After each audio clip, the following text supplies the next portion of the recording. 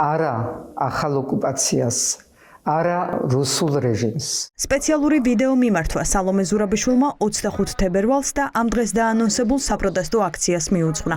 მეხუთე პრეზიდენტი თავად მოუწოდებს მოქალაქეებს, რომ რუსული რეჟიმი და მისი რეპრესიები კიდევ ერთხელ ყველამ ერთად გააპროტესტოს.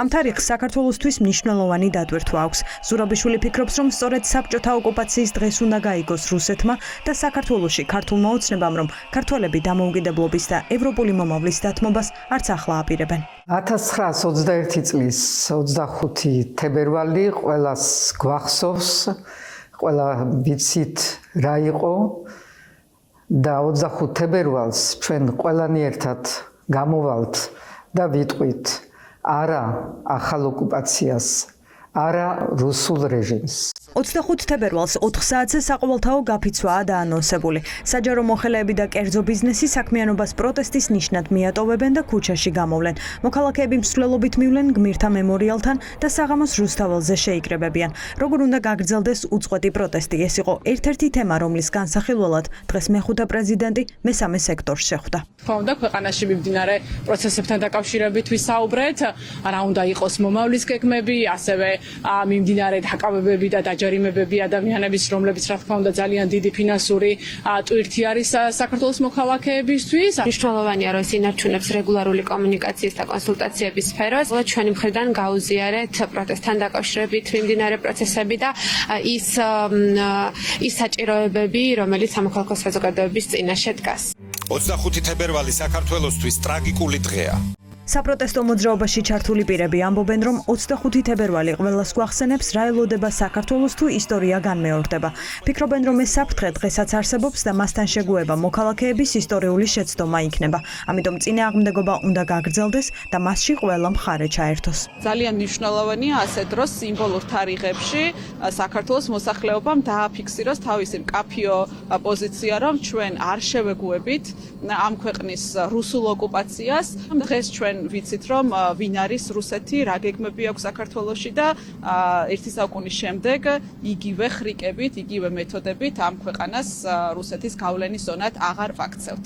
სალომე ზურაბიშვილი მოქალაქეებისადმი აქციაზე გასვლის შესახებ მოწოდებებით არ გამოირჩევა. ის მხარს უჭერს წინააღმდეგობრივ მოძრაობას, თუმცა ვიდეო მიმართვა ამ შინაარსით ამ დრომდე მხოლოდ რამდენჯერმე ჩაწერა. ახლა ამ დღეს განსაკუთრებულ მნიშვნელობას ანიჭებს. ის საერთაშორისო მედიასთან ყვება, რომ მოქალაქეები გაჩერებას არ აპირებენ და მთავარი მოთხოვნა ისევ ახალი არჩევნებია. ამ ღრმა კრიზისიდან გამოსვლის სხვა გზა არ არსებობს. ხალხი ქუჩაში აგრძელებს პროტესტს. ჩვენ ვართ ღრმა კრიზისში და როდესაც ღრმა კრიზისში ხარ, ერთადერთი გამოსავალია დაბრუნდა ხალხთან და კითხო, რა სურთ რეალურად. შემიძლია გითხრათ, რომ ის რაც ქართულ ხალხს სურს, არის ახალი არჩევნები. ევროპული მომავლის გზაზე დაბრუნება, თავიანთი ხმების უკან დაბრუნება, რათა დაიბრუნონ მომავალი და არ წავიდნენ რუსეთის მიმართულებით, რომლისკენაც მათ მხოლოდ ერთი ოლიგარქი მიუძღვით.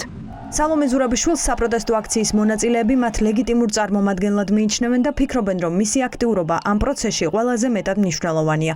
მესამე სექტორის შემდეგ მას სტუდენტები და საზოგადოების აქტიური წევრები შეხვდნენ. სამუშაო ოფისში მოქალაქეები მივიდნენ მთავარი სათქმელით, რომ მეხუთე პრეზიდენტის მეტი მხარდაჭერა სჭირდებათ და სურვილით განეხილათ, როგორ უნდა გაგრძელდეს ბრძოლა.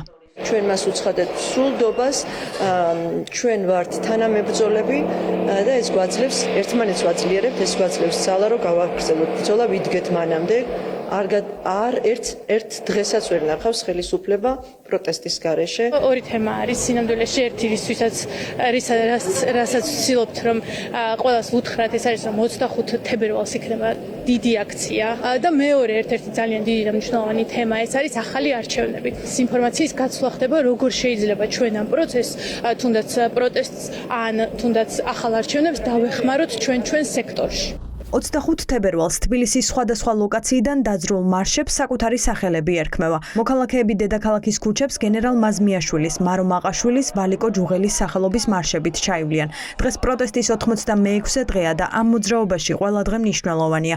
თუმცა მოქალაქეები ამბობენ, რომ არსებობს განსაკუთრებული თარიღები, როცა პროტესტს და ერთად დგომას ასეთივე განსაკუთრებული მნიშვნელობა აქვს.